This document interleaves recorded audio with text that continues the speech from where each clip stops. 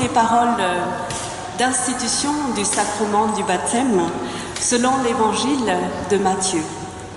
Jésus, au moment de quitter ses disciples, s'approcha d'eux et dit « Allez, faites de toutes les nations mes disciples, baptisez-les au nom du Père, du Fils et du Saint-Esprit.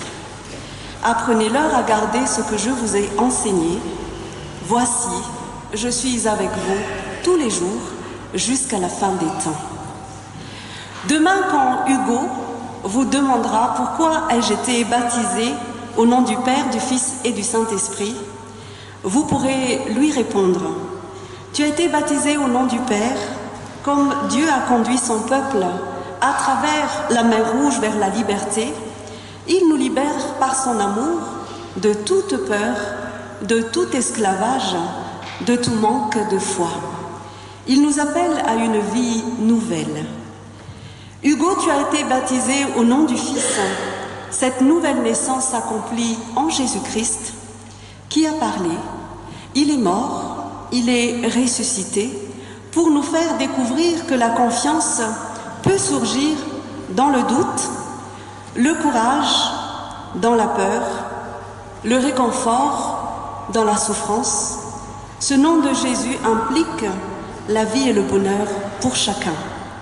Tu l'utiliseras pour guérir, pour délivrer, pour faire vivre. Hugo, tu as été baptisé au nom du Saint-Esprit. Comme l'eau tombant sur le sol desséché fait germer la plante et lui fait porter des fruits, ainsi le Saint-Esprit fait jaillir en l'être humain une vie nouvelle.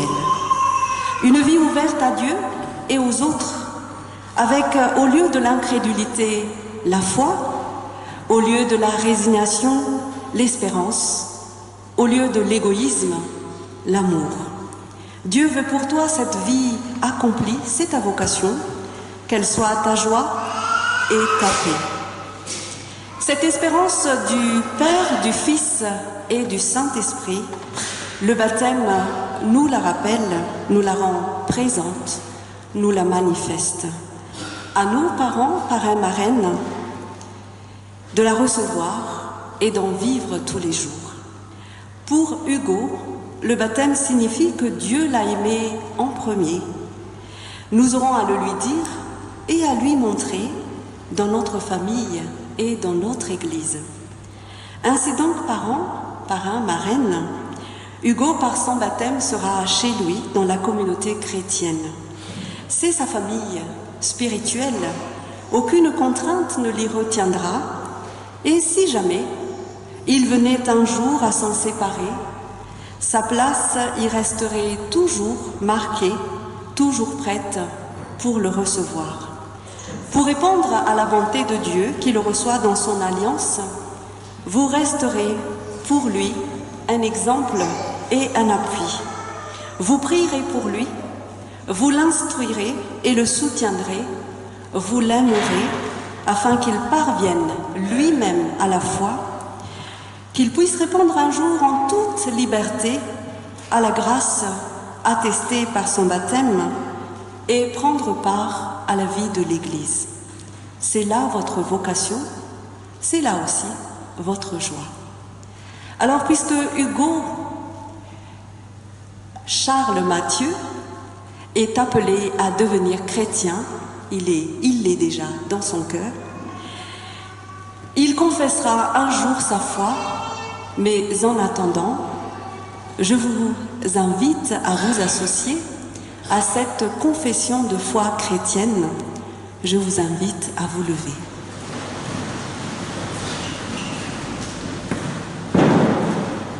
Je crois que Dieu nous aime. Il se tient patient auprès de nous. Il prend la main que nous ouvrons pour nous faire découvrir la paix et la joie. Il nous demande d'exister dans une identité renouvelée de fils et de filles à la suite de Jésus-Christ.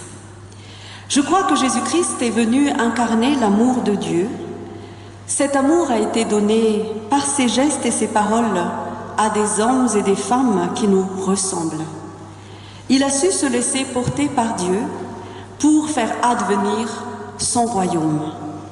Sa souffrance témoigne de la douleur de Dieu devant la souffrance humaine. Sa résurrection est une manifestation de la présence de Dieu dans toutes nos ténèbres. Je crois que l'Esprit Saint nous fait recevoir l'amour de Dieu. Il est à l'œuvre dans le monde aujourd'hui et qu'il met en route une multitude d'hommes et de femmes. Il nous fait reconnaître les signes du royaume donnés dès maintenant. Je crois qu'au sein de la communauté chrétienne se transmet le rôle de veilleur pour dire notre espérance au monde. Amen.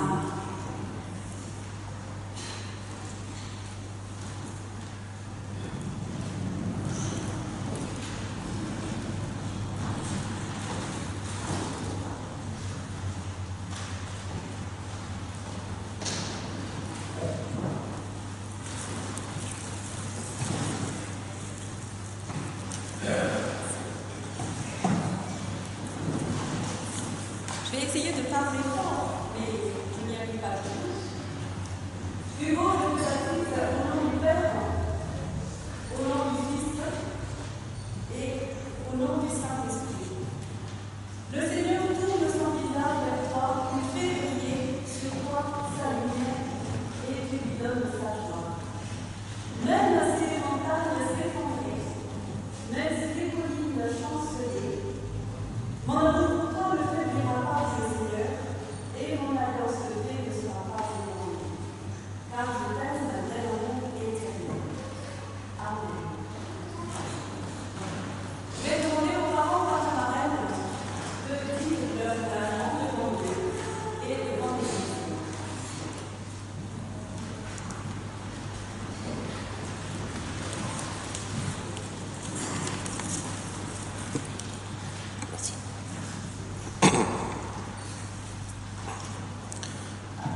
Hugo, tu nous demanderas sûrement à ta mère et moi ce qu'est être protestant.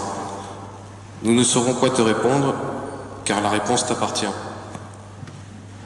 C'est à toi de construire ta propre foi. Nous sommes, ta mère et moi, différents, comme nous sommes toutes et tous différents. La foi est un chemin personnel. Nous aurons toutes et tous à cœur de te transmettre les ingrédients pour te forger ta propre conviction. La célébration de ton baptême est aujourd'hui le reflet de cette diversité. Protestants réformés, luthériens, évangéliques, catholiques et de toute confession. Nous voulons t'aider dans ton propre parcours. Nous te donnerons les ingrédients. À toi de construire ta propre recette. Au-delà même de la foi, nos différences, ta mère et moi, nous donnent l'espérance que nos ingrédients sont complémentaires. Mais que ce sera à toi de conjuguer la banane plantain et le pot-au-feu. Que Dieu te bénisse et t'accompagne tout au long de ta vie.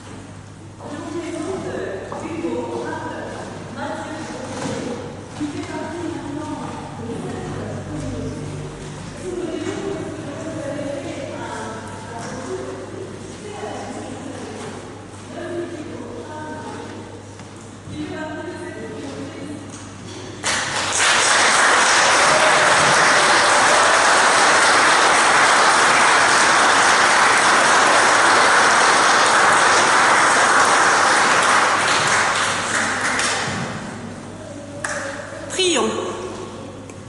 Père, nous te disons notre joie et notre reconnaissance pour Hugo. qui vient de recevoir le signe de ta grâce. Nous te prions pour lui et pour sa famille. Donne à ses parents, son parrain, sa marraine, à tous ceux qui auront à prendre soin de lui révéler ton amour et de le préparer à te suivre un jour dans la reconnaissance et dans la joie. Amen. Et nous chantons le 2309, Seigneur, dirige et sanctifie nos enfants.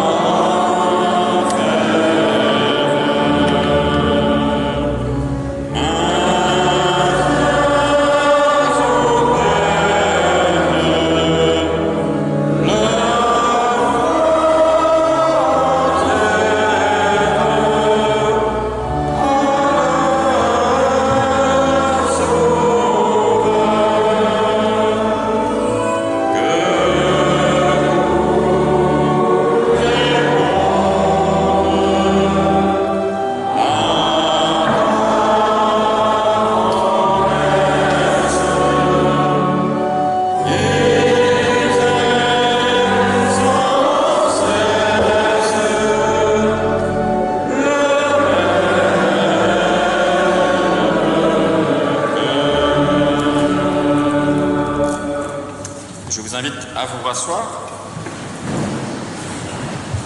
Et avant d'entendre et de lire ce texte que je vous propose pour ce matin dans l'évangile de Luc, je vous invite encore à la prière. Oui, Éternel notre Dieu, notre Père, notre Mère, notre énergie, nous voulons te prier parce que dans nos vies, nous avons besoin de paroles fortes qui fassent sens pour nous. Alors nous t'en prions encore ce matin que ce texte, écrit de la main des hommes, résonne en nous comme ta parole, que nous puissions en discerner le sens pour nous, pour nos vies et pour le monde. Fais surgir cette parole de ce texte et rends-nous à notre tour témoins de ta parole. Au nom du Christ Jésus. Amen.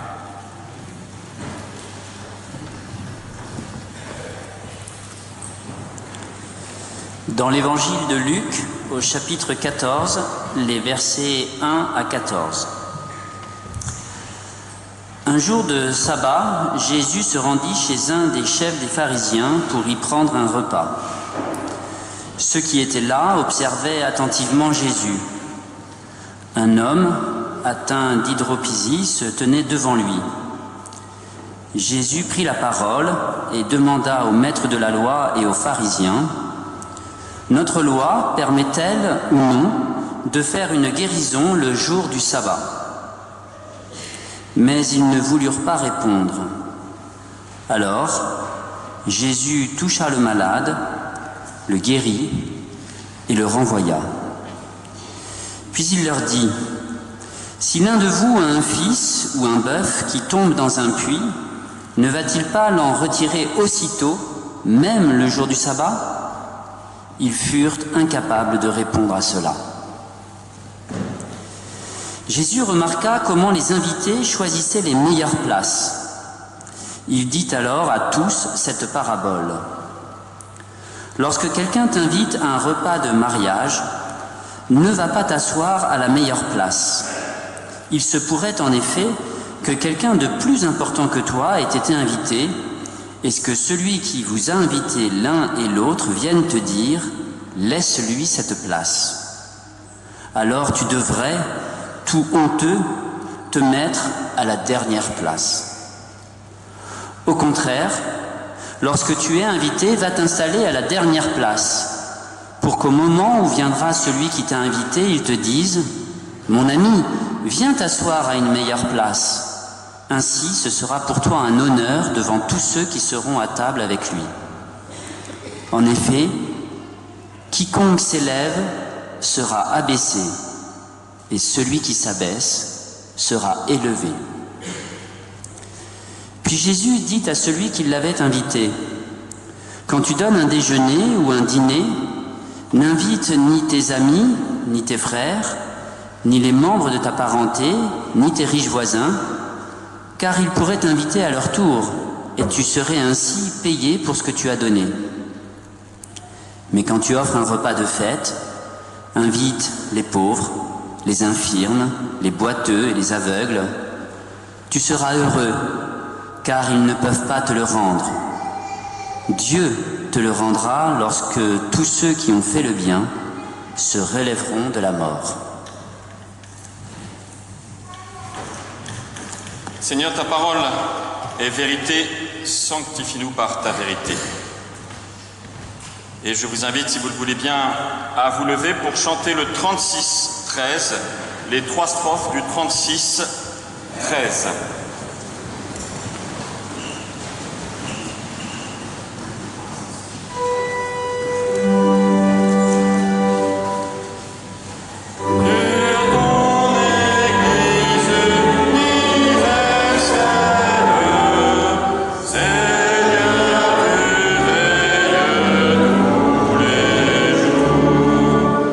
Tu veux que chacun puisse en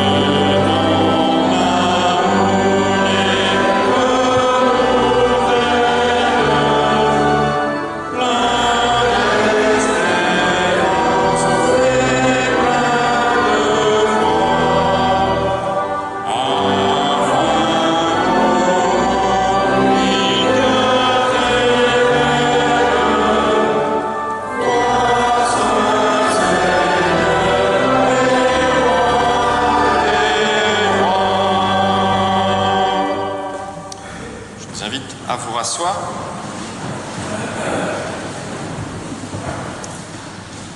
Lorsqu'on éduque un enfant, lorsqu'on élève un enfant, on lui apprend, et on a raison, et on doit le faire, le bien, le mal. Et souvent d'ailleurs on fait un lien avec la morale et l'éducation religieuse. La religion devient la nécessaire référence, le cadre de vie, avec ses rites de passage, du baptême, du mariage, et d'autres rites comme la confirmation, comme la semaine dernière, avec ses règles de vie. Bref, nous voulons nous référer à des valeurs que nous qualifions de valeurs chrétiennes. Il faut ici rappeler qu'il n'y a pas de valeurs chrétiennes. Je sais qu'en disant cela, je provoque un peu, mais quelle serait une valeur qui serait spécifiquement chrétienne?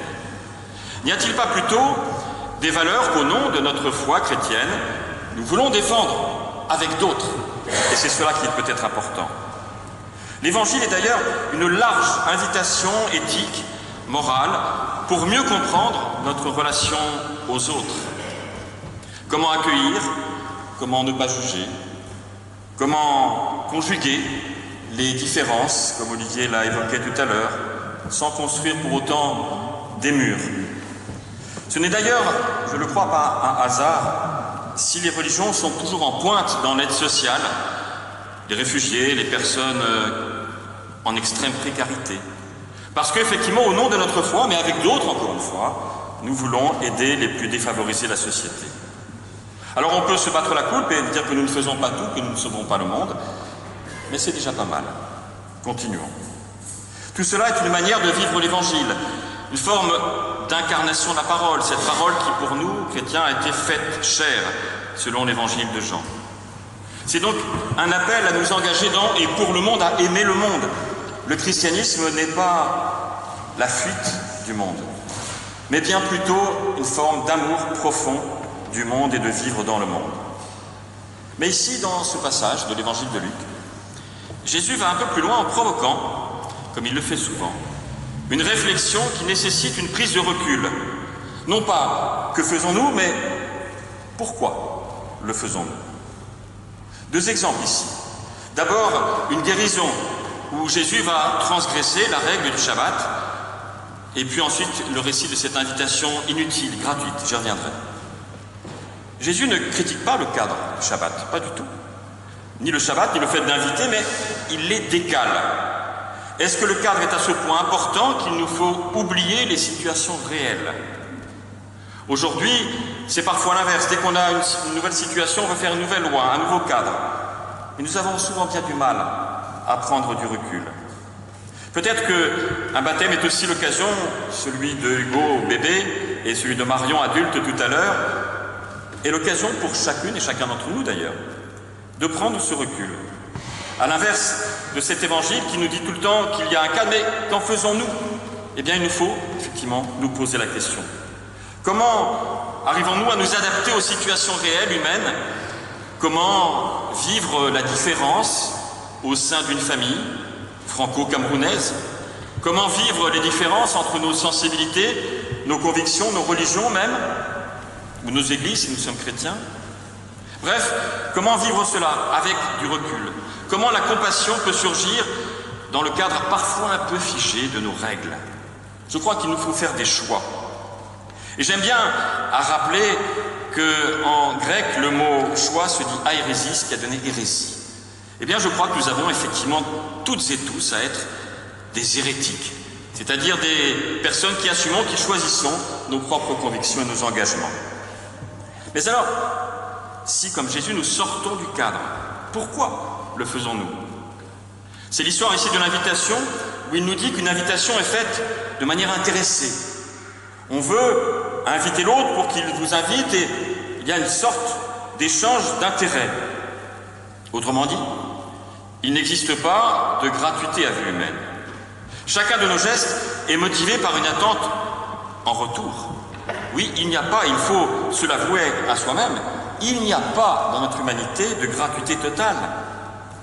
Même le câlin maternel, même Hugo dans les bras de Suzy tout à l'heure, eh bien, imaginons que la mère qui prend son bébé dans les bras et que le bébé ne lui sourit jamais. Quelle tristesse serait la sienne. Nous avons besoin, envie d'un retour, d'un partage. Alors loin de critiquer cela, il nous faut peut-être adopter cette caractéristique de la condition humaine. Oui, nous avons besoin de reconnaissance, nous avons besoin des autres, nous avons besoin des gestes, des paroles, des regards de reconnaissance. Un anthropologue, Marcel Mauss, en 1923 a écrit un petit ouvrage qui s'appelle « L'essai sur le don », où il montre que le don est effectivement motivé et crée un processus d'échange réciproque qui vont tisser le lien humain. Et il dit par exemple, entre autres choses surprenantes, c'est vrai, que celui qui détient le plus de pouvoir dans le monde n'est pas celui qui détient le plus de biens, mais qui en donne le plus. Parce que dès que je donne, je crée une relation de réciprocité ou d'appel à une réciprocité. Mais la question posée ici par Jésus est de savoir si, en amont de notre humanité, de nos invitations, il n'y aurait quand même pas une forme de gratuité, de quelque chose qui nous vient d'ailleurs, car ce repas idéal est évidemment celui auquel Dieu lui-même nous invite, sans retour, sans attente de retour. D'où d'ailleurs notre refus d'une religion d'obligation, comme si nous étions redevables à Dieu et nous devrions avoir des obligations pour signifier que nous sommes redevables. Non, nous prêchons, nous prônons plutôt une religion de la grâce, de la gratuité. Dieu nous choisit sans attendre de câlins en retour, pourrions-nous dire. Car cela ne nous empêche pas de prier, de louer, mais pas par nécessité d'un retour, mais par envie de transformer ce don initial en partage. Voilà pourquoi, je le crois, nous pouvons alors faire de nos différences non pas un problème, non pas encore plus une menace, comme si souvent dans notre monde on voit les différences comme une menace. Oui, nous sommes différents, et Olivier Sucy tenait à ce thème de la différence, mais cela n'est pas gênant d'être différent. Cela nous gênerait uniquement si nous étions les uns les autres sûrs d'avoir toujours raison. Or, l'Évangile nous le répète avec force, nous sommes non pas des détenteurs de la vérité, mais des interprètes. La vérité est en Dieu, pas en nous. Alors même lorsqu'on élève un enfant, d'une certaine manière, il nous échappe. Il est aussi ce qu'il va devenir de choisir. Personne ne nous appartient. Et d'ailleurs, Hugo, je te le signale, tes parents ne t'appartiennent pas non plus, parce que tu leur demandes parfois beaucoup. Mais en tout cas, personne n'appartient à personne. Je pense ici à ce texte de Khalil Gibran dans le petit livre Le Prophète, qui écrit « Vos enfants ne sont pas vos enfants. Ils sont les fils et les filles de l'appel de la vie à elle-même. Ils viennent à travers vous, mais non pas de vous. Et bien qu'ils soient avec vous, ils ne vous appartiennent pas. » Même toi, Marion, qui va être baptisée tout à l'heure, tu n'appartiens pas à Thomas, ton futur mari. D'ailleurs, je pense, vu ton caractère, que personne ne pourrait te posséder. Mais en tout cas, nous avons effectivement toujours à être dans cette logique-là, à regarder avec bienveillance nos différences, car nous avons à regarder avec bienveillance nos libertés. Et ces différences deviennent alors fécondes. Elles peuvent donner un enfant, mais elles donnent toujours aussi du sens. Et c'est cela que nous avons à cultiver. Notre religion, notre compréhension de la religion est donc un pouvoir de transformation et non de régulation de la vie. Nous n'avons pas simplement à gérer les rites de la vie, le baptême, la catéchèse, les études bibliques, les mariages, même si tout cela est important comme des repères dans nos vies, mais nous avons affirmé que toute chose, au-delà du cadre, peut être transformée. Si on relit le livre de la Genèse, le premier chapitre, la création en 6 jours, comme un texte qui ne parle non pas des origines, mais de la condition du monde, oui, il y a toujours une transformation qui va du chaos vers quelque chose de meilleur. D'une certaine manière, c'est Dieu qui fait démarrer la machine, qui initialise l'ordinateur de notre vie, mais c'est à nous, à chacun, chacune d'entre nous ensuite, de le faire fonctionner, cet ordinateur. Il nous invite, il nous propose, il se tient là. Alors à nous d'ouvrir nos oreilles, de recevoir, de partager. Alors peut-être, à notre tour, nous pourrons transformer ce monde. Amen.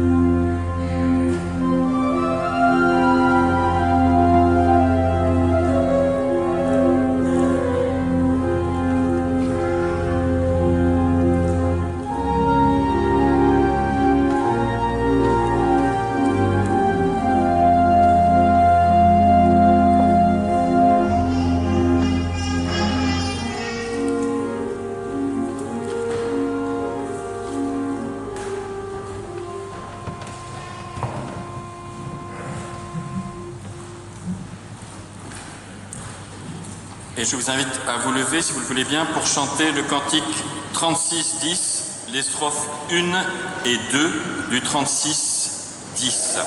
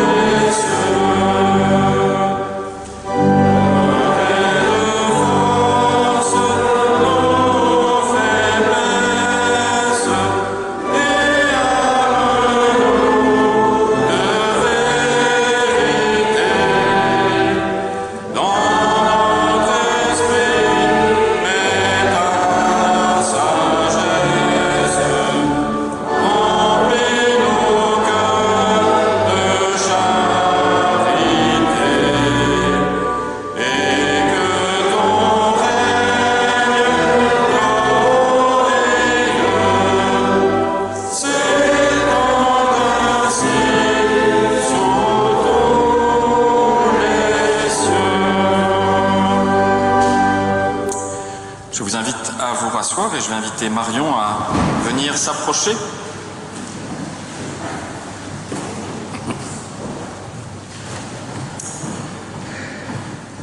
Nous allons maintenant avoir le plaisir de baptiser Marion, qui a choisi de demander le baptême pour signifier, à l'occasion de son prochain mariage d'ailleurs, au mois d'août je crois, son engagement chrétien, mais de manière tout à fait ouverte, libre et réfléchie. D'ailleurs, à cette place, il y a 3 ans, j'accueillais aussi de la même manière ton frère, Pierre, et aussi à l'occasion d'ailleurs de son mariage, et il est là aujourd'hui. Ce baptême, je le répète à chaque fois, mais c'est important dans le cadre notamment d'un mariage œcuménique, n'est pas un baptême protestant, mais comme Anitra l'a rappelé, c'est bien un baptême d'ailleurs chrétien. C'est un geste œcuménique par excellence, célébré dans notre Église que tu as choisi en toute liberté. En baptisant, nous refaisons ce geste symbolique vécu par les chrétiens depuis les origines et institué par ce récit dans l'évangile de Matthieu que Anitra tout à l'heure a dit avant le baptême de Hugo. C'est aussi pour nous l'occasion de témoigner de notre foi, de s'engager. Et tu as choisi d'ailleurs ces 2 textes que je vous propose de lire maintenant, dans la première épître de Paul aux Corinthiens. Frères, prenons une comparaison. Notre corps forme un tout, il a pourtant plusieurs membres. Et tous les membres, malgré leur nombre, ne forment qu'un seul corps. Il en est ainsi pour le Christ. Tous, nous avons été baptisés dans l'unique esprit pour former un seul corps. Tous, nous avons été désaltérés par l'unique esprit. Et puis, cet autre texte dans l'épître de Paul aux Galates, au chapitre 3. Frères, en Jésus-Christ, vous êtes tous fils de Dieu par la foi. En effet, vous tous que le baptême a unis au Christ, vous avez revêtu le Christ. Il n'y a plus ni juif ni païen, ni esclave ni homme libre, ni homme ni femme, car tous, vous ne faites plus qu'un dans le Christ Jésus. Ce baptême d'adulte est donc un témoignage de ta part, mais aussi pour nous l'occasion de t'accompagner, de t'accueillir dans cette église qui est désormais la tienne et que tu fréquentes. Alors je vais t'inviter à t'approcher.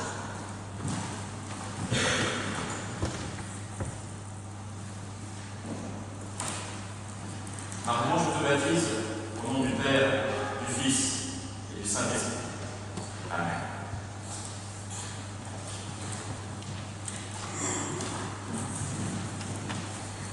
Aujourd'hui, je demande parmi vous le baptême. J'affirme mon choix libre et pleinement conscient d'entrer dans une nouvelle vie en tant qu'enfant de Dieu. Je peux dire aujourd'hui que je crois en Dieu, car cela fait sens pour moi. Bien loin d'une obéissance ou d'une dévotion aveugle, c'est une relation de confiance qui a germé, jusqu'à créer ce lien indissoluble avec notre Seigneur, Esprit Saint, donneur de vie et de sainteté. Si les épreuves de la vie nous conduisent souvent à partir en quête de quelque chose et de se tourner vers Dieu, ce sont finalement l'espoir et les bonheurs qu'il a fait fleurir sur mon chemin qui m'amènent à prendre ce temps pour témoigner de sa grâce. Dieu me donne la force et l'énergie de m'attacher davantage au terreau fertile qui m'était offert pour toujours rebondir et dépasser les doutes et lassitude du quotidien. Cela ne veut pas dire que tout n'est que joie et satisfaction. Des épreuves douloureuses se sont semées sur mon parcours. Je pense surtout à la perte d'un ami parti trop jeune, le départ attendu comme brutal des membres de ma famille. Injuste et injustifiable, c'est finalement en m'emplissant du message d'amour de Dieu que je trouve le moyen de les garder près de moi et de m'extraire de ma peine. Je suis profondément reconnaissante pour la famille qui m'entoure. J'ai eu la chance de la voir s'étoffer au fil des années. Ainsi, témoigner de mon engagement envers Dieu et d'inscrire ma partition au sein de notre communauté prolonge et atteste des valeurs d'ouverture et d'accueil qui m'ont été inculquées et qui comptent pour moi. Je vous remercie pour votre bienveillance et votre accueil dans cette communauté où je me suis retrouvée et qui a largement contribué à déclencher cette étape de ma vie. Mon baptême me permet de témoigner de mon engagement et d'entrer dans une vie renouvelée sous le signe de l'amour de Dieu et de son prochain. C'est donc avec confiance que je témoigne en face de vous, mais surtout avec tous cette nouvelle naissance. Merci.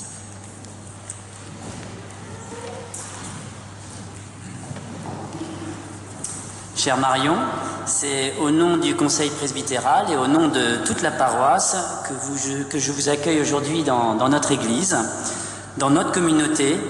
Nous nous réjouissons avec vous de votre démarche personnelle de baptême. Ce n'est pas l'église qui fait les croyants, mais ce sont les personnes dans leur cheminement personnel qui forment et font vivre l'église. Notre église est pour vous le visage de l'église universelle. Vous y avez votre place et votre responsabilité. Avec nous, vous construisez l'Église. Je vous invite à...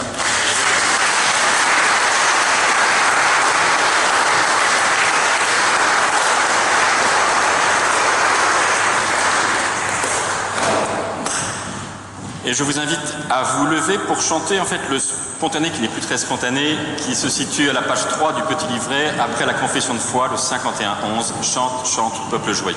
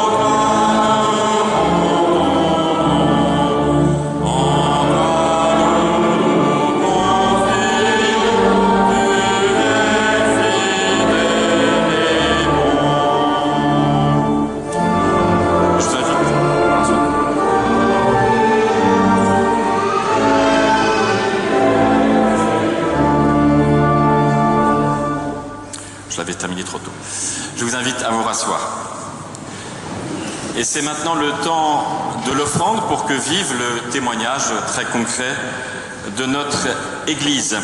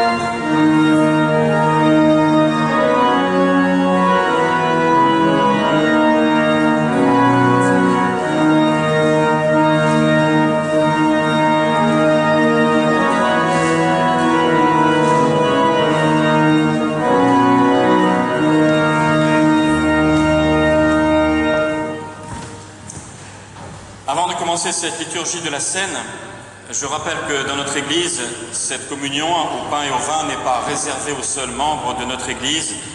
Nous pratiquons ce que nous appelons la table ouverte. Et donc, dans quelques instants, je vous inviterai à former toutes et tous, quelles que soient nos convictions, un grand cercle. Et chacun sera libre, bien sûr, de prendre du pain et du vin selon son désir, sa conscience, sa foi, sa conviction, en toute liberté, mais nous formerons déjà un cercle de communion humaine et spirituelle. Dieu nous dit, si tu as besoin de moi, je suis là. Tu ne peux pas me voir, pourtant je suis la lumière qui te permet de voir. Tu ne peux pas m'entendre, pourtant je parle par ta voix. Tu ne peux pas me toucher, pourtant je suis la force de tes mains. J'agis sans cesse incognito. Je ne suis pas dans les visions surnaturelles, ni dans le miraculeux uniquement, mais c'est aussi dans le silence, au profond de ton être que tu me trouves, comme un élan, comme un sourire, comme un amour. Je suis vraiment là, je t'écoute, je te parle tout doucement.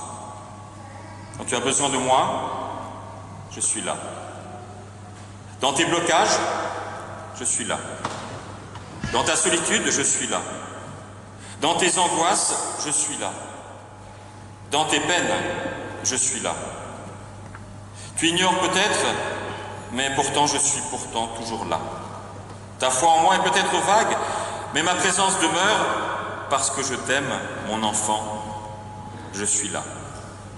Amen. Et en restant assis, cette fois-ci, en restant assis, je vous invite à chanter 2 fois le 61-18. Le 61-18, nous le chantons 2 fois.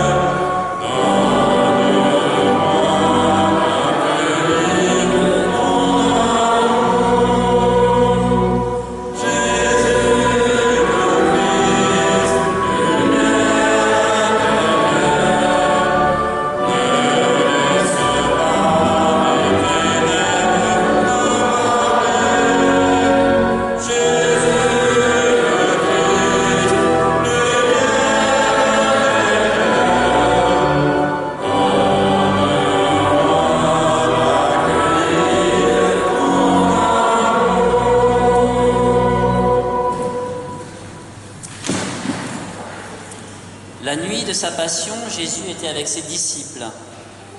Il a pris du pain, après avoir remercié Dieu. Il a partagé ce pain et l'a distribué à ses disciples. À la fin du repas, il a pris la coupe de vin. Il a de nouveau remercié Dieu et il leur a donné avec ces paroles : « Prenez, mangez ce pain, buvez ce vin. Comme je vous les donne, je donne aussi ma vie pour vous.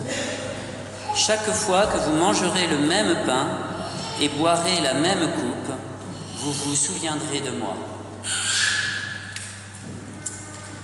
Prions. Nous ne venons pas les mains vides, nous t'apportons ce que nous sommes. Nous venons avec nos vies, avec nos peines et nos joies, nos deuils, nos larmes, avec notre amour. Par l'action de ton Esprit Saint, fais de cette communion les germes de la paix, de la joie et de la force que tu veux pour nous. Seigneur, envoie ton Esprit sur nous, tous ici rassemblés, pour que le partage auquel tu nous invites n'endorme pas nos consciences, mais nous incite à partager nous aussi, et qu'il soit le signe d'une humanité différente, réconciliée dans ton amour. Transforme-nous, Père, dans l'amour du Christ.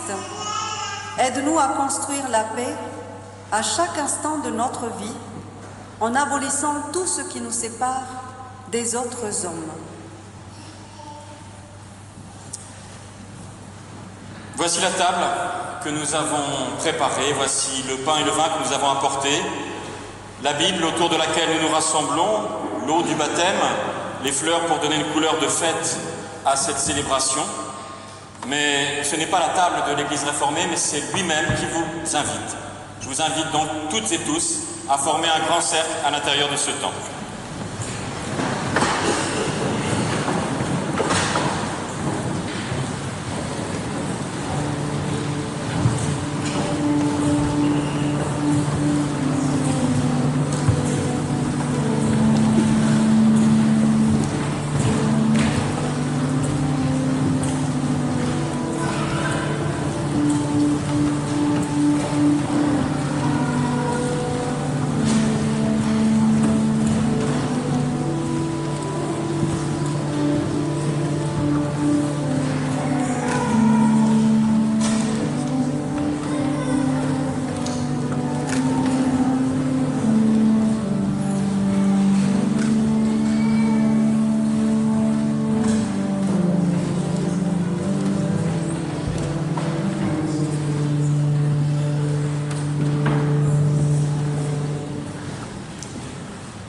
L'habitude dans notre Église est de donner le morceau de pain à son voisin, mais aujourd'hui, pour respecter la liberté que j'évoquais de chacun et de chacune de prendre ou non du pain, du vin, je vous inviterai simplement à passer le plateau et la coupe à votre voisin, libre à chacun de prendre du pain ou non. Ce pain que nous rompons est le signe qu'ensemble et différents, nous formons et nous devenons à chaque instant le corps du Christ. Cette coupe de bénédiction pour laquelle nous rendons grâce à Dieu est le signe de son alliance éternellement et quotidiennement renouvelée pour chacune et pour chacun.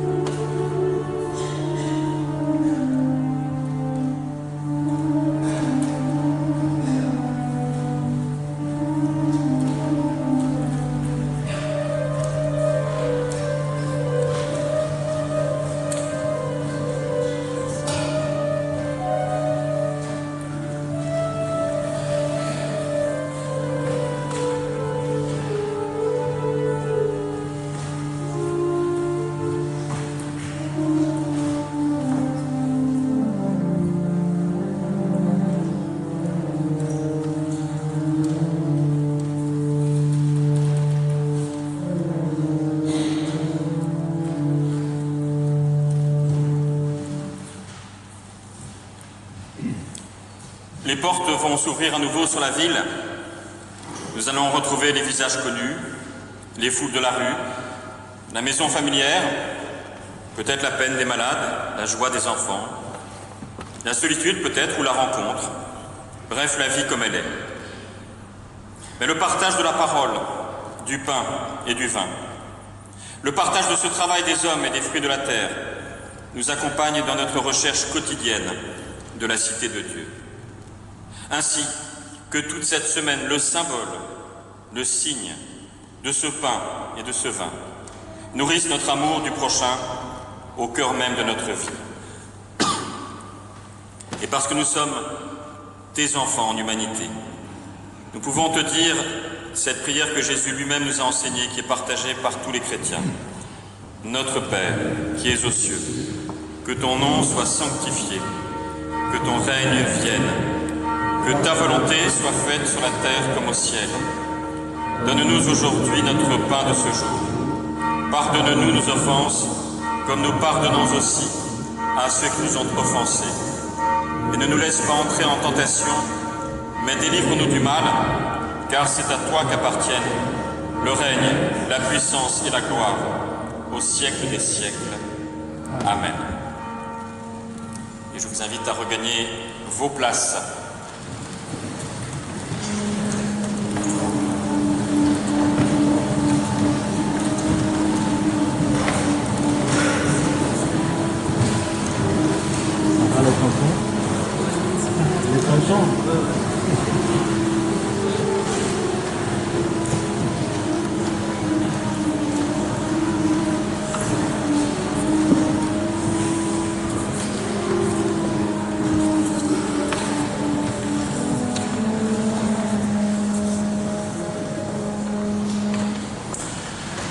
En ce qui concerne la vie de notre paroisse, je signale d'abord que notre amie Janine Varnaud, qui est présente, qui a été longtemps critique artistique au Figaro notamment, et grâce à qui nous allons avoir bientôt d'ailleurs une bibliothèque de livres d'art qu'elle a offert à la paroisse. Elle a fait une série de conférences aussi sur la Bohème de Montmartre à Montparnasse, et il y aura un DVD, si vous le voulez, de documentaire qui sera disponible dès dimanche prochain à votre disposition. En ce qui concerne dimanche prochain, vous savez que c'est le grand événement de notre mois de juin. Pour moi, c'est peut-être aussi un peu aujourd'hui, quand même. Mais c'est l'événement de la paroisse, notre fête d'été, avec ce thème de l'écologie, et nous aurons co-organisé d'ailleurs par la revue Évangile et Liberté. Et nous aurons la joie d'avoir Corinne Lepage, ancienne ministre, et Olivier Abel, professeur de philosophie. Et donc il y aura toute la journée, comme ça, une journée de réflexion et d'approfondissement. Mais nous avons besoin de votre aide, d'abord pour le repas. Chacun de nous est invité à apporter de la viande, mais de la viande qui cuit rapidement sur le barbecue, et des desserts. Et puis, si vous avez encore un peu de temps à donner, nous avons besoin aussi de personnes entre 15h et 19h le samedi pour installer l'ensemble, les tables, les barbecues, etc., pour que tout se passe au mieux dimanche prochain. Et je vous invite aussi à communiquer cette information de notre grande journée de la semaine prochaine autour de vous le plus largement possible. Est-ce que, Monsieur le Président, j'aurais oublié quelque chose? Eh bien, je vous invite à nous unir maintenant dans la prière, les uns pour les autres, les uns avec les autres, avec ces mots du pasteur et professeur André Dumas. Notre Dieu, donne-nous d'être assez fous pour oser croire, et assez sages pour chercher à comprendre. Chasse de nous l'hésitation et la paresse. Compare-nous la suffisance et l'orgueil. Fais que nous te préférions à nous-mêmes et que nous aimions grâce à toi. À nous qui sommes les pierres vivantes de ton Église, donne courage et gaieté, patience et passion, batailles et retrouvailles. Donne-nous surtout d'être faibles à ta manière dans l'amour et forts à ta manière dans la foi. À nos églises, donne le plaisir d'être des églises appelées des quatre coins, différentes, envoyées aux quatre coins, assez simples pour que quiconque s'y découvre, assez libres pour que quiconque s'y exprime, assez vives pour que personne ne s'y ennuie, à notre monde. Donne une justice sans oppression, une liberté sans omission, une paix sans mensonge. Car tu es un Dieu parfait, c'est-à-dire un Dieu qui fait lever le soleil sur les méchants comme sur les bons, tomber la pluie sur les justes comme sur les injustes. Que notre perfection soit à l'image de la tienne, généreuse et prodigue, appliquée et vivifiante. Donne-nous de grandir, nous qui sommes toujours des enfants. Donne-nous de rajeunir, nous qui sommes toujours des vieillards. Donne-nous de marcher, nous qui sommes toujours des boiteux. Donne-nous ton repos quand monte notre fatigue. Mais nous voulons aussi te prier les uns et les autres dans nos consciences, pour celles et ceux autour de nous que nous connaissons et qui traversent des moments difficiles. Nous te les nommons dans nos cœurs.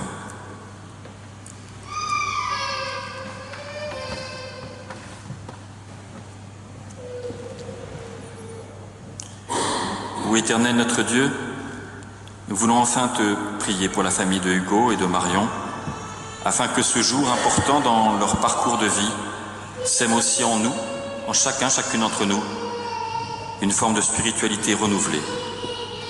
Au nom du Christ Jésus. Amen. Et je vous invite à vous lever pour recevoir l'exhortation et la bénédiction. Et pour cette exhortation, je reprends les mots du Mahatma Gandhi. Prends ton sourire et donne-le à celui qui n'en a jamais eu. Prends un rayon de soleil et fais-lui percer les ténèbres. Découvre une source et purifie celui qui est dans la boue. Prends une larme et dépose-la sur le visage de celui qui ne sait pas ou ne sait plus pleurer. Prends le courage et mets-le au cœur de celui qui ne peut plus lutter. Découvre un sens à la vie et partage-le avec celui qui ne sait plus où il va. Prends dans tes mains l'espérance et vis dans ta lumière de ses rayons, dans la lumière de ses rayons. Prends la bonté et donne-la à celui qui ne sait pas ou qui ne sait plus donner. Découvre l'amour et fais-le connaître à tous. Pour cela, le Seigneur nous bénit en tout temps et de toute manière. Amen. Et pour terminer ce culte, je vous invite à chanter le 4704, les strophes 1 et 4. 1 et 4 de Confie à Dieu ta route, 4704.